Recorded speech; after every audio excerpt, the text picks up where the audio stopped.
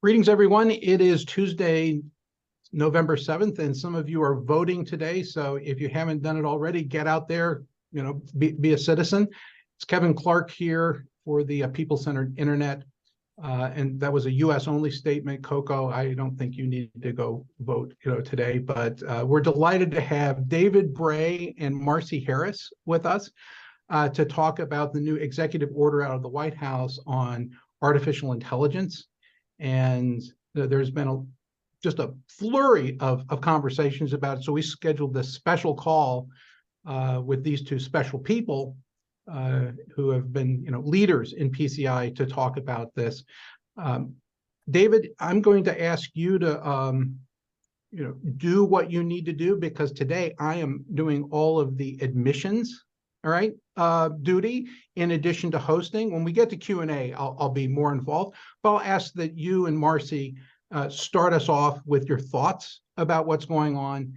This is only going to be a 1-hour call. There's no overtime today. So we thank you for being with us. David, Marci. Thank you, Kevin. I'm going to pass the baton first to Marci, because I think she's going to give you some good overviews, and then I am going to sort of add and reinforce some of the things she said. But first, over to you, Marci. Thanks, everybody. And oh my goodness, it's so nice to see some old friends and friendly faces that I haven't caught up with in a long time. So hello, PCI friends. I also will acknowledge that a lot of the people on the call are the folks that I ask questions about this kind of stuff too. So it's an honor to be asked to talk about it, but I hope we get to Q&A pretty soon, because I would love to hear the discussion.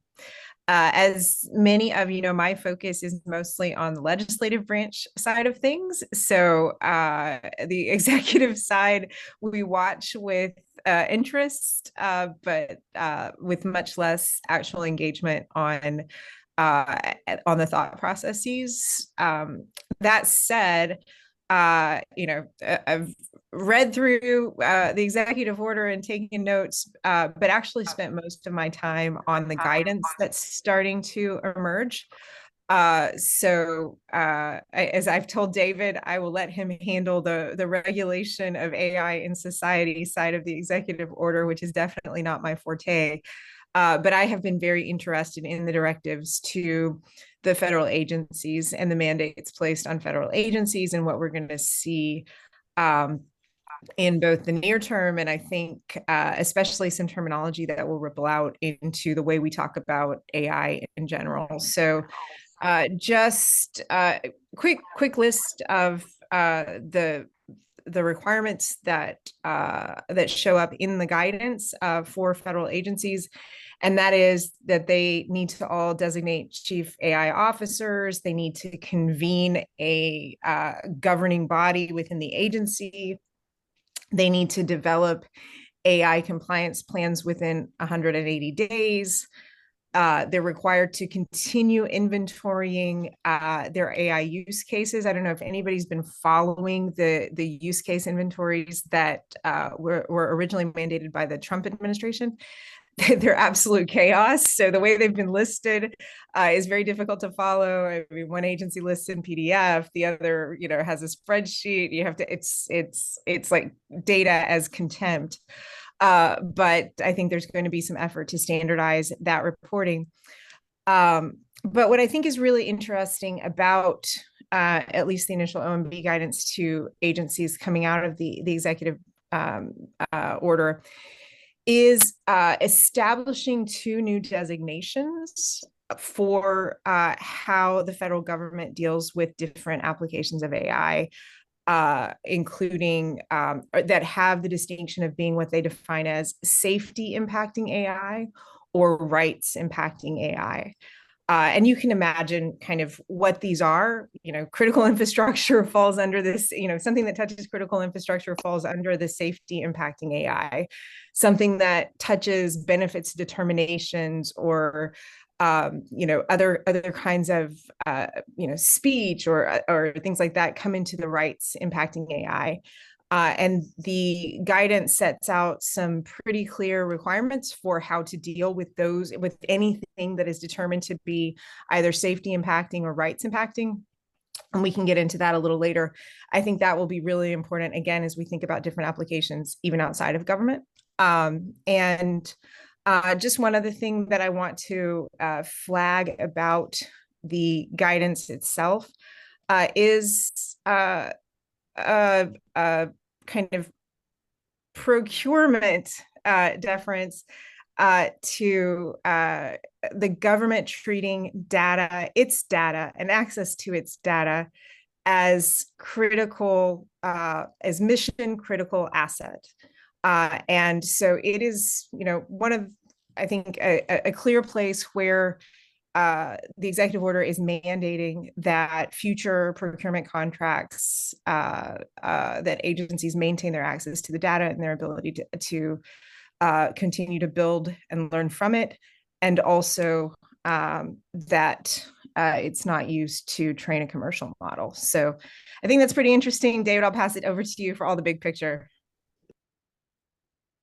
Well, thank you, Marci. And I think you did do a very good setting of the stage. I will circle back later and ask you, as someone very familiar with the legislative side, how you feel about a 110+ page executive order, or is that better done either through a combination of legislation as well as chunked executive orders?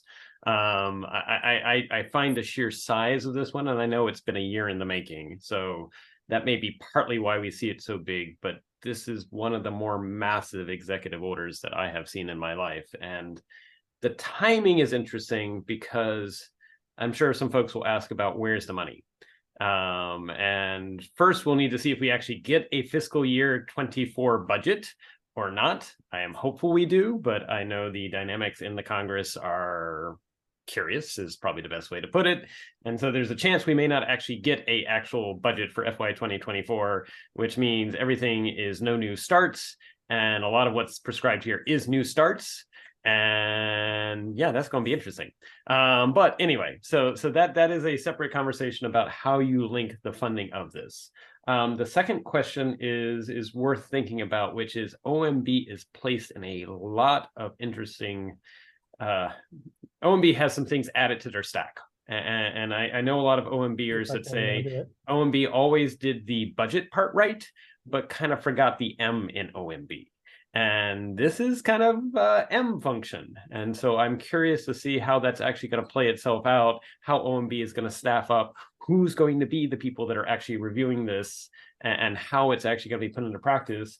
I also have to say, as someone who was 4 years as a CIO, there has been no deconfliction with FSMA, with FTARA. These are all things that already exist that OMB oversees, that places the role on the back of both CIOs and CISOs. And I do worry that with the creation of yet another chief fill-in-the-blank officer, we already had chief data officers, and chief data officers never got line item funding. Now we're going to have chief AI officers. How do they mesh within the CIO, CISO, CTO landscape? Yes. I love the fact that NIST is called out. I have a lot of respect for what NIST does, but if you look at what NIST has done in the past with cybersecurity, they craft absolutely perfect policies if you had absolute perfect time and funding to do all of them, when in fact the reality in government, you have 100 mandates and funding to do 25 of them. And so what I would love to see is NIST have some of their personnel rotate to the front lines of agencies, and similarly front lines of agencies have their personnel rotate for a 1 or 2 year tour of duty at NIST. Because that's the only way we're going to actually craft things that are not this sort of perfect, if you had perfect funding and perfect time, but not necessarily implementable. I also worry that it'll become just a checklist. We already have seen that happen with FSMA and with the FSMA audits, and it'll become yet another checklist. And so even though we seem to have wide agency discretion, I can remember in 2015 and 2016, I got dinged regularly by the auditors. Even though I was using a FedRAMP approved system, they said, well, you need to be able to tell us where the servers are physically located. This was a cloud-based app. And I said, well, I can tell you it's in the United States. I can even tell you it's in the state of Texas. They said, no, you need to tell us where the rack is for the server for a cloud-based system. Yeah. One of the things that I think Marci and I were talking about a little bit earlier, on the Congress side, we don't have a good connection with ways and means to tell the good news stories that are happening in government. And this is a little bit of inside baseball for those who are not familiar with how Congress works. There is a lot of weight placed on oversight, but know that oversight is always calling into attention when things go wrong. Ways and means, on the other hand, would be the absolute perfect forum for Congress when things are going right, or you want to herald or you want to showcase things for that. I realize that may not sell news headlines and that may not sell media, or that may not help with stomp speeches, but without that sort of double-handed of, yes, we need oversight, but we also need to herald success, there is nothing in Congress at the moment that actually gives a voice to when things are working well. The last thing I'll say before we sort of go to interactive Q&A, or actually two things, sorry. I will reserve and do two things. One, I wish that the executive order called out briefly, or a second executive order, to be honest, because this one is too long, 3 very focused initiatives for the next year. I do realize that realistically, we're going into an election year. Realistically, we don't know if we're going to have a budget for the actual past budget for this year, and all the sorts of challenges that go there. But I have a belief that the only way we're going to actually get things done at the speed we need to for the things that are happening here is by learning by doing. If you assume that, say, circa 2020, 2010, government had about 5 to 15 years between passing a combination of laws and executive order policies, 5 to 15 years for the ripple effects of whatever they did to actually present itself. I would submit now I'm seeing that we actually have only 3 months to 18 months between this being implemented and this having a ripple effect, and then possibly being out of date. The speed at which things are moving. Marci and I recently, I mean, not recently, but actually before pandemic, actually did something on pacing problems. And I raised that because that was pacing problems before the pandemic. Those pacing problems have only gotten harder. And so we're almost going to need to do policy through learning by doing, which I realize the whole system is not built to do well. But if we wait till we have the perfect policies, the tech will already have moved on. The world will already moved on. That leads to the last lament that I will say, as someone who did bioterrorism repairs and response in the early 2000s, there is a call out in the executive order that talks about AI and bio. It is very doomsday-ish. There is no conversation about how AI and bio can be a force for good in the world. I think that needs to be sort of a counterbalance, because if you really unpack the concerns about AI and bio, which are somewhat vague in the document and somewhat vague in terms of, any agency involved with bio or health will have to demonstrate that they're not using AI to exacerbate or give out grants that exacerbate this issue, which is kind of difficult to prove a negative. But that said, if you think about it, for AI and bio to be used to somehow create bio threat agents, the data has to be out there in the first place. And we're not talking about the data. So that's the first problem. The second is any way that we catch someone who is using AI and bio to create bio threat agents or do bad things, the way we catch them is actually by the precursor activities they are doing, that they're buying this equipment or they're buying this reagents, and we start to go, why are they doing so? Why are they doing that? That's the case whether they have AI or not. It's not like AI magically allows them to hide that they're acquiring this equipment or acquiring the reagents. And so we can still do that. And then finally, as we've seen with these AI systems, they can be good, but they also hallucinate and they also get things wrong. And so, quite frankly, anything you get from a system that is recommending something in the biospace, I sure hope you have an expert taking a look at it, or it might be completely wrong. And in fact, we already know there's cases where this has happened. And so you're still going to need expertise. And so I see the call out for AI and bio. I worry that has been influenced by, shall I say, a cult of doomsdayism that's out there, which is sort of repeats of 1890s and 1900s, which is also they were obsessed with death and Ouija boards and seances. And so I kind of feel like that's our 21st century repeat. I would also submit that nothing is said that actually the bigger risk is we don't use AI and bio to address climate change, to address food security. These are things we have to use these technologies for. So with that, other than that, I applaud that it's finally out of the gate, wish it was shorter, and wish it had more tangible focus implementation projects. Fantastic. Well, I'm just going to remind everyone, if you have questions, put them in chat. I'll call on you in order, as is our custom here for PCI community calls. I have a question to just kind of get us started. in more the epistemological realm, which is, it reads that require that developers of the most powerful AI systems share, blah, blah, blah. Where's the definition? What is most powerful AI? Where's the threshold of, saying you're in the club, you've got to report, okay? And, where does that tail off? And are we making a mistake by having that kind of categorization? You want to tackle that, Marci, or you want me to, or both? I mean, the only thing that I would say in terms of what the threshold is I think there are 90 public comment periods about to hit over the next year. So I think that will be one of the questions out for input as a part of designing the systems. But David, on the meta question, over to you. Well, so I'll post a link after making these comments. But again, what if I told you there was a period in human history in which there was rapid technological progress? During this period, there was a rise of mega corporations, including some ultra wealthy individuals that had outsized influence. During this period of time, there was massive disinformation. The US may have actually gone to war over a disinformation event. And the Congress was actually more polarized than it was now. That was the Gilded Age, the 1890s and 1900s. And again, I already mentioned that also in the 1890s, there was an obsession with death and Ouija boards and things like that. So it could very well be whenever we see rapid technological progress, we also see, as a result of sort of fears and anxieties about that, a polarization both of the media and the news, but also a polarization of the legislature and electorate. And so, there's a lot of goodness in the executive order, so I don't want to sound cynical. But I do think there was also influence of some people that were borrowing from the Gilded Age playbook, where actually legislation and policy was used to build moats to prevent upstarts in, at the time, the emerging tech, which was called the railroad industry, which prevented any one new person from getting in. And so, there may have been some people that said, yes, we want licenses. We want this to be an onerous and outsized project because only those with the deep pockets that can actually sort of do the licensing can do this. I also think if you look at what's happening technologically with AI, if you're not familiar with it, sort of shortly after OpenAI did their thing, Stanford, followed by Berkeley. Stanford supposedly did it for less than $600, and Berkeley did it for less than $300.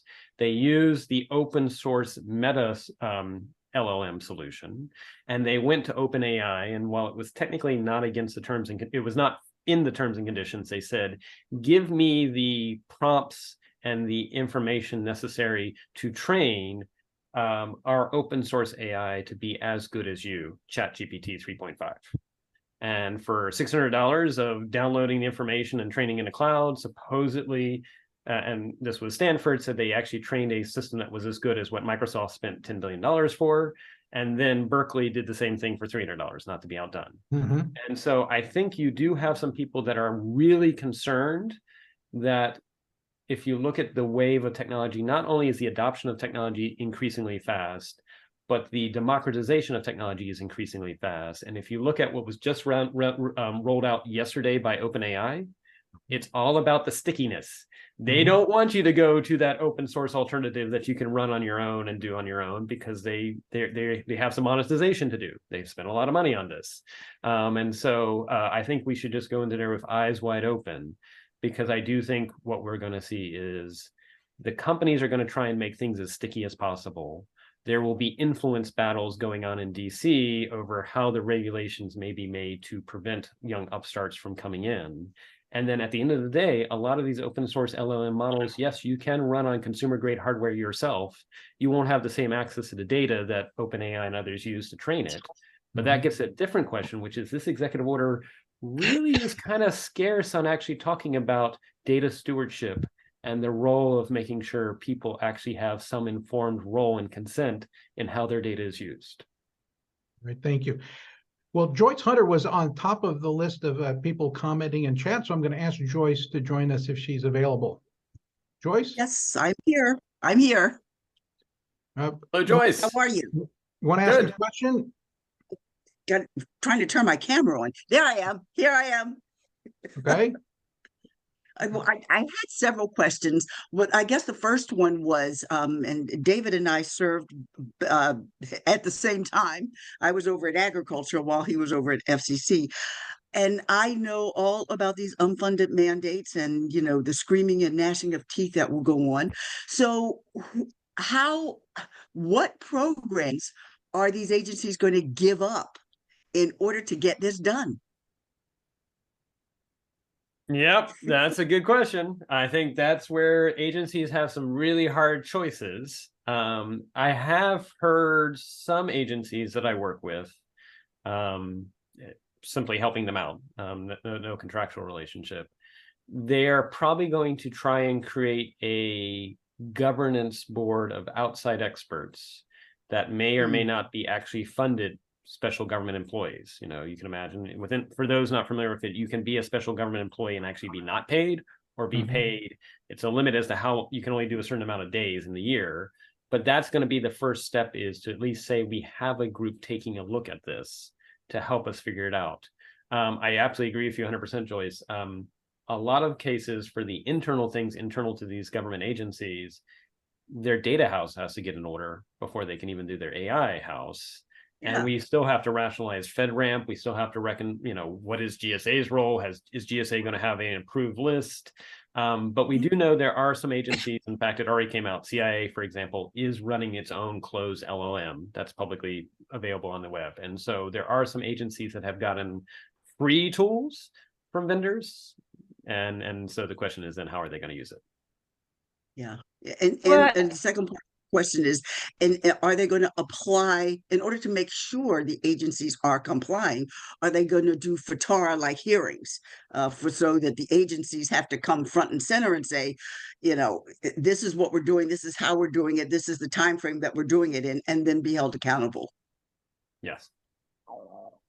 I'm sorry, Marci, I cut you off. No. I mean, all really good questions. So I think one of the things that I think is really well done in the EO is there aren't a lot of mandate, well, I mean, there are some mandates, but there is really kind of encouragement to experiment, and these parameters that if the experimentation is going to touch rights or touch safety, then these steps, these risk assessments, this notice, et cetera, needs to take place.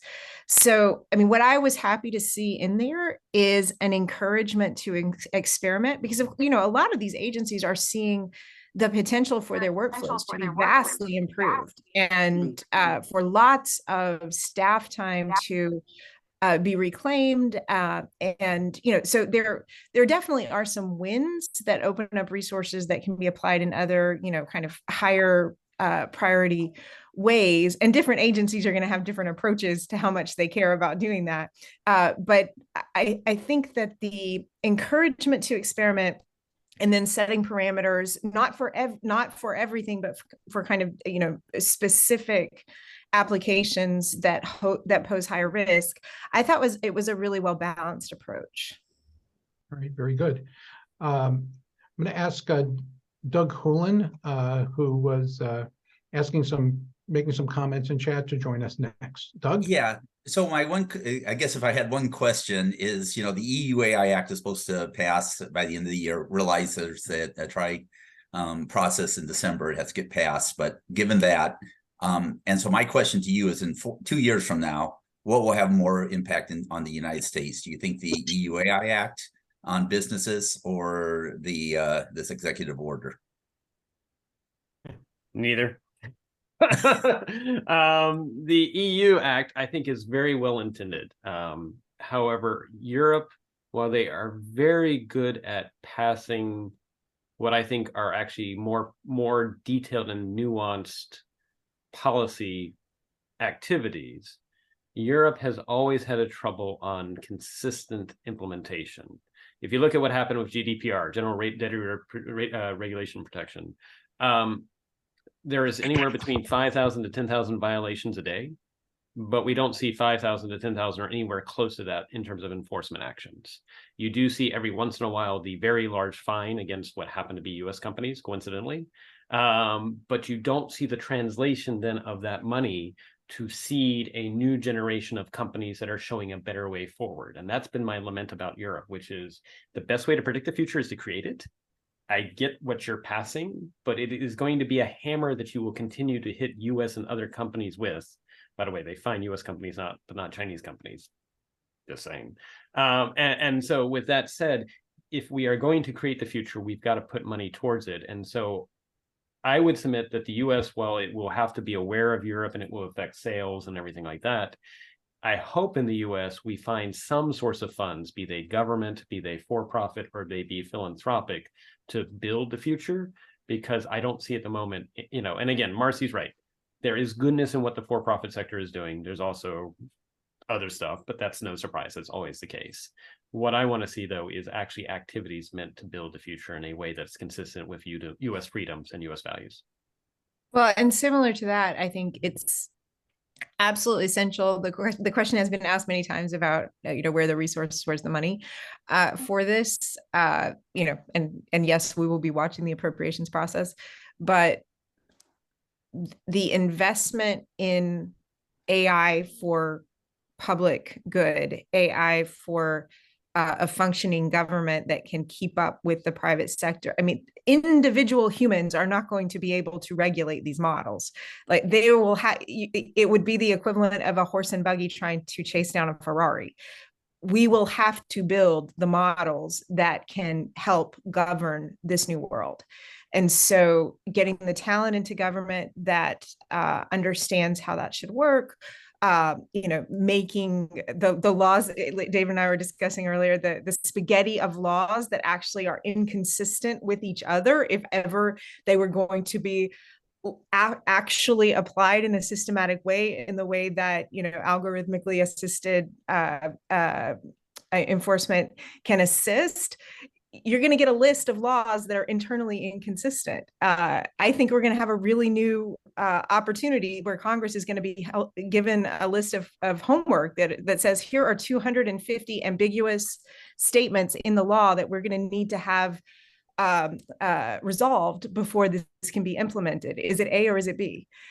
So, the getting real about our laws, our regulations, and what is being asked to be done of an agency when they can actually implement it to a high degree of accuracy is a whole new world. So it's going to be very interesting. It's going to require a lot of investment.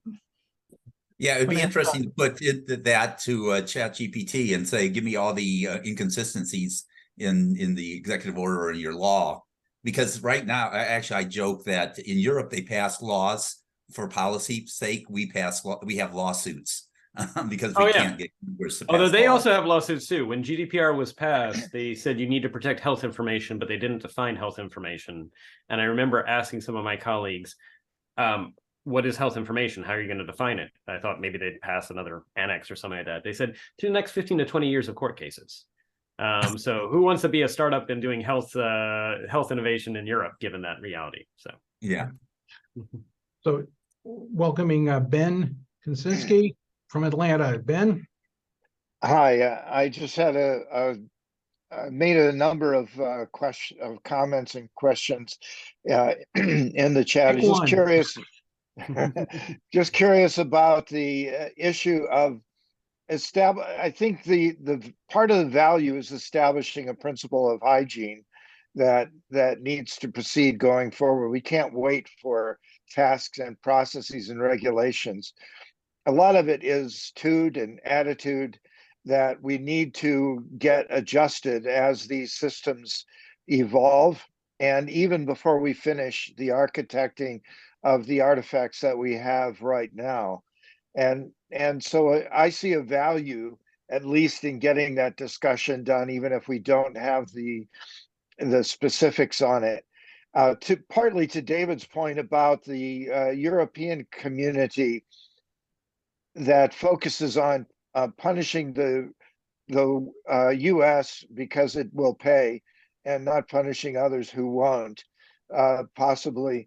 But what about a reward system that rewards a consistent hygiene pattern on an episodic, I don't want to review an audit process, but I want a continuous audit, a continuous assessment metric. This is the 21st century. We don't want to go back to the 20th and 19th in order to process that. But there should be some continuous monitoring and continuous highlight and singling out and rewarding. Just a thought. So Ben, love what you raised. One of the things that Marci and I were talking about is if you look at the last decade, there were entities like U.S. Digital Services, 18F, and others who came in to help make the usability of government websites better. And we have, by and large, accomplished that mission right at the time when websites increasingly will not be how people interface. And so, whether it's through SMS texting, whether it's through chat, it is also going to be the idea that forms, think about how much of government is form-based. But what if you didn't actually need to know the right form to fill out? And two, you could actually interact with the digital agent and say, what are you trying to do? I'm trying to file the following paperwork. I want to do the following thing. And through 7 or 8 prompts, you do it. That does raise some very interesting questions, which is if you're doing it through a conversation, how does the bot know enough to give you informed consent to what you're filling out? If you don't even know you're eligible for something, how do you do that education process with the user and be aware of it? But it does get to what you're saying, which is, can we have sources of goodness? I had a conversation actually arranged by Vint with the National Institutes for Health back in April. And quite candidly, they are very concerned about the proliferation of health disinformation through generative AI and other means. At the same time, as a government agency, if they start arbitrate what is good versus bad health information in today's era, especially with the Congress, they're not going to win whatever they do. And so what I recommended to them is actually they need to fund grants to universities, to other institutions, because actually, believe it or not, universities right now are still held in high regard. We'll see if that changes, but right now it's about they're seen as 50% of the population trusts them, as opposed to government, which is at 22%. And so if you fund universities, then you can require as part of the funding a bipartisan oversight group from both sides of the aisle. That won't ensure that you don't have a disinformation attack on the activity, but at least it does some of the checking of the boxes from both sides of the aisle. But I'd be interested as to what Marci also thinks about realistic ways to sort of celebrate continuous goodness, as opposed to the culture of shame and embarrassment and chastisement.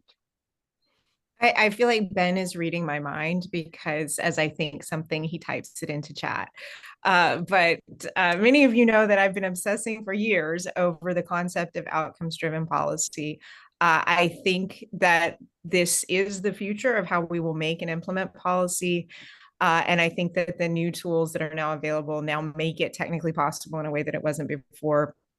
But, lawmakers coming to Washington with anecdotes from their district was the best available technology of the 1780s. It is not the way that we need to be making policy today. But setting goals and outcomes in legislation, allowing metrics to be established, and guardrails within the agency, and then leaving some flexibility and the ability to have participatory processes and respond to local conditions at the implementation level, as all of these cohorts of different types of implementation are sharing information and learning from each other, is kind of an upside down way to have, continuous improvement, learning, and refinement within our policy process. I think that's the future. And it is going to require getting a lot of data systems in place before we're doing that. I think we'll see some very narrow experiments around that kind of setup. But I think that's what's ahead. Very good. I'm going to invite Ivo Heining to join us. I may have butchered your last name, Ivo. What's the right pronunciation? You got it, Kevin. Okay, outstanding.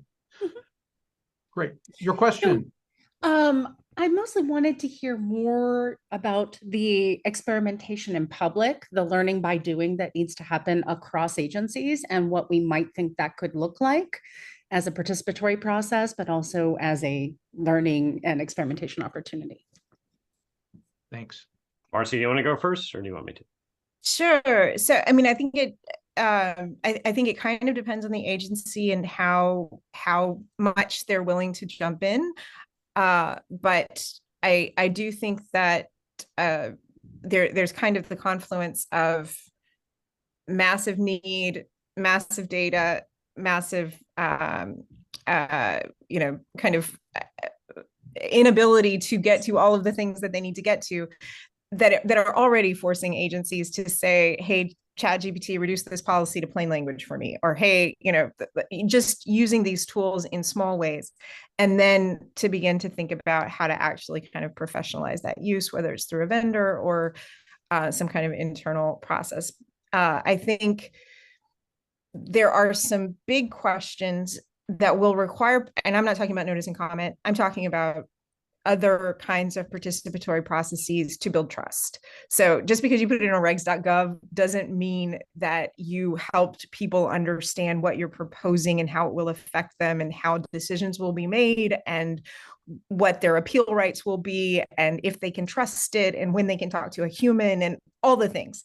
So I think the potential for better decision making, more certainty for beneficiaries, better information, like so much awaits on incorporating these tools into various parts of our federal government, including benefits delivery and determinations. But that is rife with opportunity for misunderstandings and mistrust and things like that. So I think the communication side of entertaining those kinds of experiments is going to be so much more important than the technology, honestly.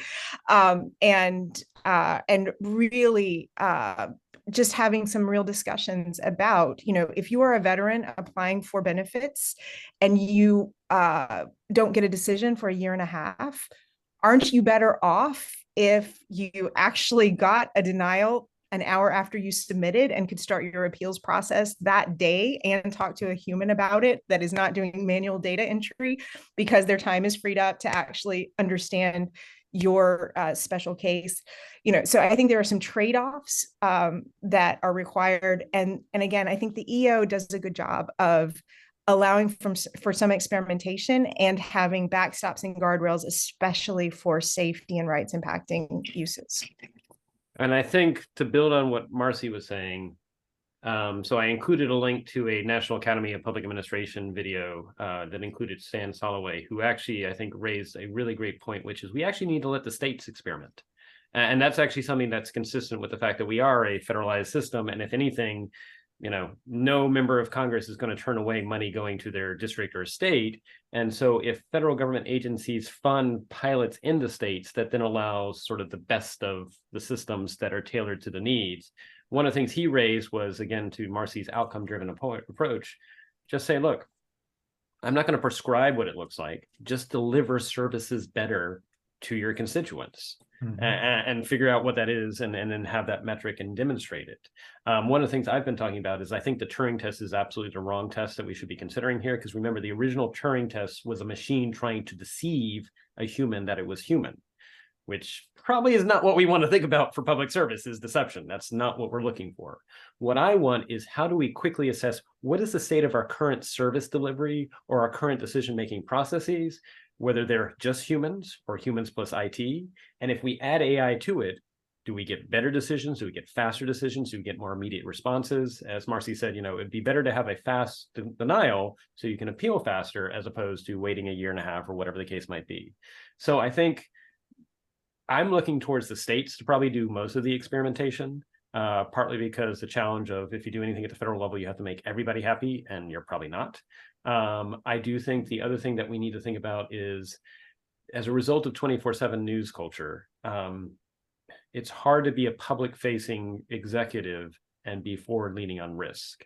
It was actually a different panel I did with PCI and UN General Assembly, where this was women leaders are saying the moment they say they're either going to run for office or take a public role in government, they get disproportionately 10 times or more harassments, doxing, threats against them for taking a public office. And this is not just the United States, this is in other countries too, both in Africa and Europe and South America. And it's only going to get worse in the era of generative AI. And of course, as a public official, they can't come out and say that's not true, because that only gives more airtime to these issues. And so I think we need to think about, how do we give that top cover for people who are leading change, but at the same time are kind of vulnerable, to a landscape it's going to get harder and harder to distinguish between what's authentic and inauthentic activities. And I don't mean to be, I'm an optimist, so I don't mean to be doom and gloom, but 2 months ago, the UK government invited me to do an event where they are preparing by 2030, if not sooner, it to be near impossible to distinguish between authentic and inauthentic activities in the public space. Now, in some respects, that's the nature of business. I mean, business has had to deal with this for thousands of years, so it's not awful, but it does mean we need to pivot and, if anything, begin to educate everyone for an era in which do not go to the visceral response of that's outrageous when you see something. Instead say, is there something inauthentic about this that is trying to manipulate my emotions? 100%. 100%. I ran a large enterprise inquiry and employee complaint system. And Marci, to your point, if we could respond, even if it was a negative response that we can't help you, within 10 days, we had high satisfaction. And if it went beyond 10 days, we started to see this arc of declining. Even if we said, yes, we're going to help you, that this took too long, right, for you to say yes. So 100%. There's hard evidence to support that. Cindy Kuhn, please join us if you're there. I am now. Sorry, y'all. I had to step away to take a quick call. Sorry about that. Camera? Hi. Yeah, I'm getting it. I'm getting it. Here I come. Oh, there I am. Hi, y'all. Hello. Good to see you. Hi. I saw you ping me. I apologize. I had to step away and take a call. Tell me, read me back in. What were you asking me to chime in on? Well, did you have a you question? made some comments in chat, so we wanted you to join in on whatever you want to ask. Oh, I didn't want to ask anything. You guys are good. I just, sorry. See, this is my day. No, I just wanted to comment when David was expressing at first the notion of, this has happened before. I actually wondered which one you were going to choose, David, because we actually have many examples through the course of history when we've done this to our humans before. And the thing is, lots of people suffer greatly and lots of people have big opportunity. It's just like the nature of humanity. And I think I was just really glad David brought it up, because we all have a lot of fear around us of people with AI right now. And I just think that those of us who have a little bit more information, we have a responsibility. And I'm really firm about that right now. And there's a lot of fear, and it's going to get worse. I mean, the announcements with OpenAI yesterday just exploded things that people who have never touched chat or any generative anything, when they finally do have this built into their glasses and on every device in their cell phone, everybody's going to need help. So that's all. I was just excited that David was like, look, we've done this before. We've really messed with people. We have a lot of examples of when we've done this before and the bad things we did to make it worse and what we can all do together. And I just think it's about responsibility and talking like you all doing today. So that's all. And absolutely. And one, heartfelt for that, Cindy, because I do think maybe that's where PCI can help, is there's not a lot of messages of hope and speaking for those people who may not necessarily have as loud a voice. I find, anytime there's new tech, there's always hype and fear. I mean, the radio came out and they thought it would, 1927, they said that the radio is going to get world leaders to talk to each other on a daily basis. We're going to have world peace and no more war. And then 6 years later, 1933, the pundits were saying that radio is going to super empower dictatorships and autocracies. It's going to be in the democracy as we know it.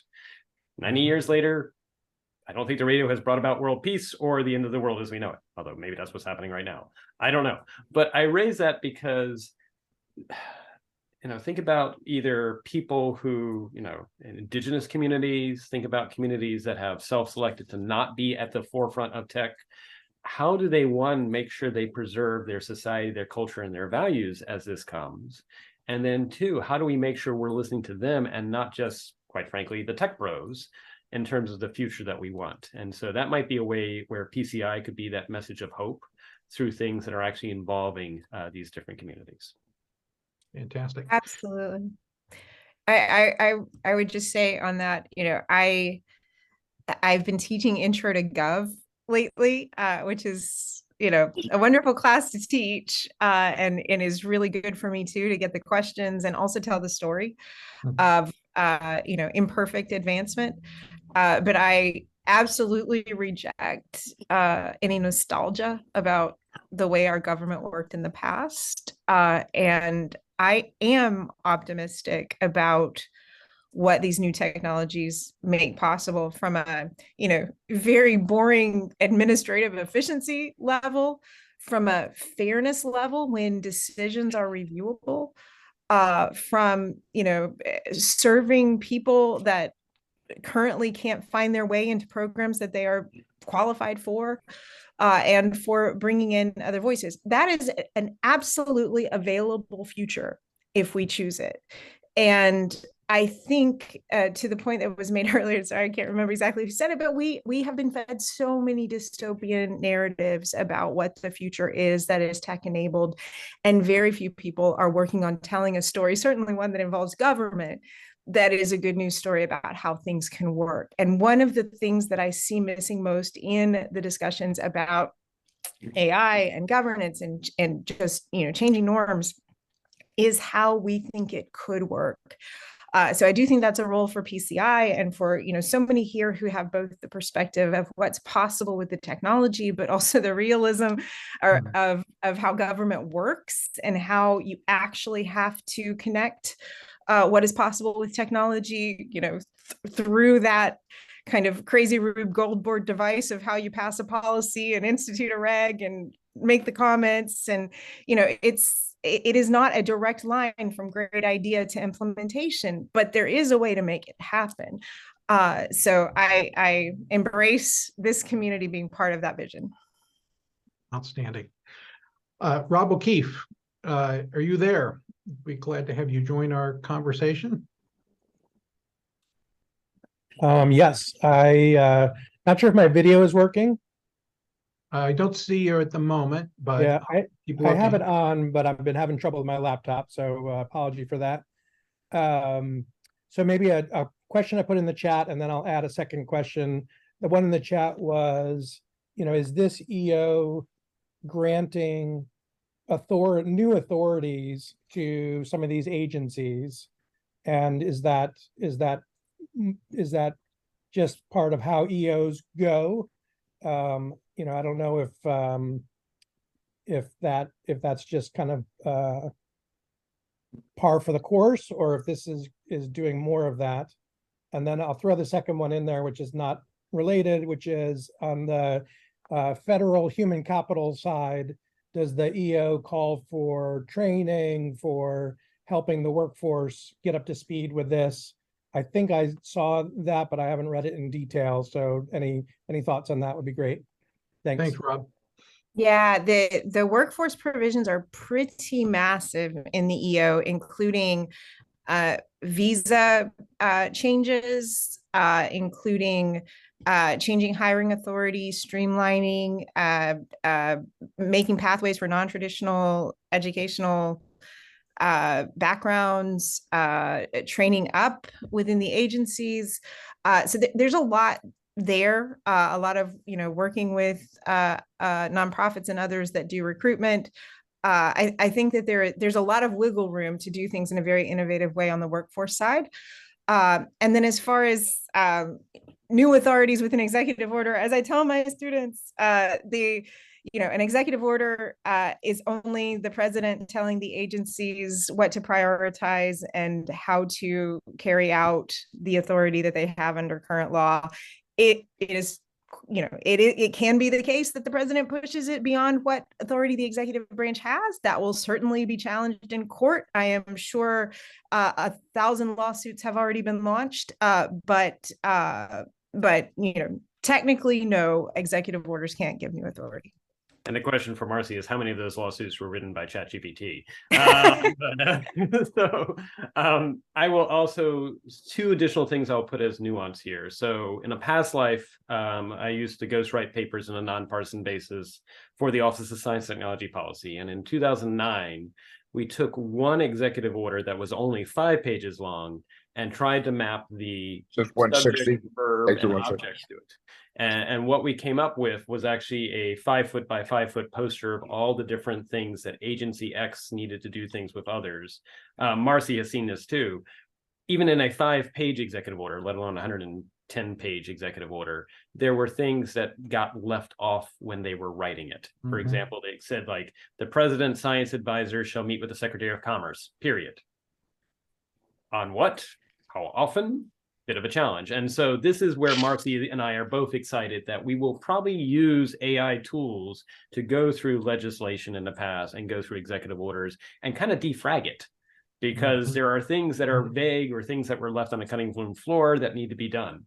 That said, I have also seen a very interesting sort of approach, and I don't want to, well, I will name one of the companies. One of them is called Versus, but they started about 4.5 years ago to put forward what was called spatial web standards. They're actually now part of IEEE, which is everything in the real world has a time and location and a place. And what's interesting is they are now applying that to AI rules pre-AI processing. So for example, you can say, humans, unless they are TSA cleared, cannot walk past this border. And drones should not fly into buildings. Cars should stay on the road and not go off the road, things like that. And so you can actually write policy that the AI can interpret even before it's done processing. Unlike right now, a lot of what you're seeing with all these large language models and generative AI, it's a filter after the fact saying, oh, no, you can't say that, or no, you can't show that to the user, which is kind of I don't know if there's a Latin term for it, but I'm going to say post-processing fact ad nauseum. So that said, what's interesting is you can take that same spatial constraints and you can actually apply it to other fields like the law, where there's not location, but there are boundaries as to what is and what is not allowed to a person, an entity, a thing. And so I think the actual future is going to be when we take the laws as written, and whether they involve physical constraints or they involve legal constraints that we have created, we do so, and we do so pre an AI even looking at it. Of course, that's going to require massive data hygiene, but a future will be actually where we have AIs that can actually comment and say, sorry, officer, you cannot do this right now to this individual, or sorry, medical professional, or yes, medical professional, here are your options. And here, you as a patient, here are your options. So when we can actually allow people to see their choices in the situation, whatever their role is, that gets to be really impressive. Well, and I would also say not 100% prescript, like that kind of clarity also provides a great amount of discretion. So like if you know the band with which you as the frontline person can act, that actually provides, potentially a lot more discretion than if you were just like following the memo you got last week and you didn't realize that there was any opportunity for discretion. So, yeah. Yep. AI is eliminating human choices. That's what I want to see happen.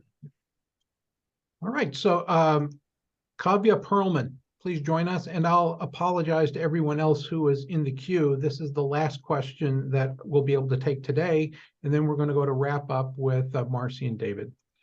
Kavya, I appreciate it. I appreciate it, Kevin. And thanks, David and Marci. My question, in some shape or form, you've sort of answered that. But, the word manipulation wasn't even mentioned in the EO. And just now, David, you talked about the spatial web and then sort of like the future technologies that are going to make these things worse. So those are two aspects that I noticed are specifically not given enough of an attention. And we're doing kind of what we have been doing since 2016 happened. We have been trying to focus on what had happened to fix the problems. Whereas, all these, I'm in San Francisco and I worked for Facebook doing third-party security in 2016. And at that time I was crying like, hey, somebody listen, here's Russians manipulating Americans to vote one way or the other way. Now, this really incredible large AI manipulation problem, along with now look at AI glasses, the stories glasses, the augmented reality glasses, the way the internet is changing, it's coming up. So the EO is okay, but like, what is the possible policy-focused solution here that could possibly give us some hope? Because this doesn't. Yep. So one thing I would flag in the EO is that it's directing agencies to issue plans within the areas of jurisdiction. So I mean, I think part of that will fall under FTC, other agencies as they begin to craft their plans. But then also I would say, there is still a role for the legislative branch in all of this. David, sorry, I didn't mean to interrupt you. Yeah. So one, I really appreciate your question because it also resonates with something I personally experienced. For those who are not familiar, in 2017, as the CIO of the FCC, we had yet another round of net neutrality. Back in 2014, we had gotten the most comments the FCC had ever gotten, which was 2.3 million. At the time, I'd asked to use CAPTCHA and block spam. Both times, the lawyers said no. If CAPTCHA you couldn't do because it was seen as surveillance, but also a risk that if somebody couldn't see and couldn't hear at the same time, there may be a problem. I asked if I could block obvious spam, defined as someone filing a comment 100 times a minute from the same IP address. And they said no, because maybe one of the 100 comments might actually be real. So basically I had to absorb everything. And so in 2017, when this was coming up, we raised a concern that we said, it's only going to get worse. Again, asked to do CAPTCHA, they said no. And at the end, we had to spin up 30 times the AWS instances of our cloud utilization just to handle the volume. And we ended up getting 23 million comments. So 10 times what we'd seen in 2014, just 3 years earlier. And that included 60,000 comments a minute at 4 a.m., 5 a.m., 6 a.m., which I get people are passionate about this issue, but 4 a.m., 5 a.m., 6 a.m., most people are asleep, and not to mention per minute. So at the time, the chairman's office said, is this a denial of service? I was friends with Ben Cerf, obviously had known him before I did the People's Internet, and then when I did. And we had both agreed, well, it was not at the network layer, it was at the application layer denial of service. What I didn't know at the time was apparently there were small parts of each side of the aisle involved in this. Because the moment I said this, they said, where's your evidence? You don't have any forensic evidence. And I said, well, I don't think I need it. It's just behavioral based. And again, the system has not been breached. So it's not it's technically not a crime. It's just misusing the commenting process. So anyway, bit my tongue. Come 2021, the New York Attorney General concludes of the 23 million comments we got, 18 million were from bot-generated, bot-submitted sources. 9 million from one side of the aisle that apparently hired 6 companies, according to New York Attorney General, and 9 million from the other side of the aisle that engaged 1 or more teenagers to do the same thing. And that was 2017. So how do we feel about 2024? And Marci and I have been trying to help inform the Administrative Conference of the United States on the rulemaking process. That's just one aspect. I do think that you see in this executive order a call out that does basically task the agencies to figure this stuff out, because the administration did not figure it out. And this is going to be hard. I would say that if anything, generative AI is going to cause massive fraud and massive distrust. I've already seen using less than 10 minutes of compute time, you can create 1 million Medicare claims at $200 a piece for upper respiratory infection that are realistic looking. They look like real test results and everything like that. That's below the threshold that Medicare currently does for fraud checks. And so if you threw 1 million of those as claims to Medicare, would they go missed? And again, it's upper respiratory infections in November. I mean, we're just going to say it's COVID and RSV. So generative AI is going to bring a lot of good things. But again, it's going to make it really hard to discern what's authentic and inauthentic in the public space. And the challenge is open societies, we celebrate freedom of speech, freedom of thought, all these things are going to be challenged. In some respects, it's going to be easier to be an autocracy in the next decade, in some respects. I'm not advocating to be autocracies, I'm definitely not for it. But open societies have to up their game and be a little bit more tolerant and a little bit more accepting of there is no textbook for what we're going to do. But I do know that there are agencies that are, they've received the football from the executive order, and now it's their job to figure out how they're going to run it down the field. The challenge is they have less than a year to do so before the upcoming election. So this is going to get interesting. 100%. David, that was almost a great summary. If you have anything else you want to say. No, I think I said my piece. I'll let Marci. I think you did a great job there. Marci, your concluding thoughts before we wrap. I agree. That was well summed, and it was great to see David, you did it, man. Bray GPT here for the rescue. I can summarize it. Through the goalposts. Great work. We want to thank everyone for being part of this special people-centered internet edition on AI, according to the White House executive order. Thanks. We'll look forward to having you on a future one. Marci Harris, David Bray, thank you for being our experts, and in everything you do, be intentional. Cheers. Thank you, Kevin. Thank you, team. Bye-bye. Hey, David.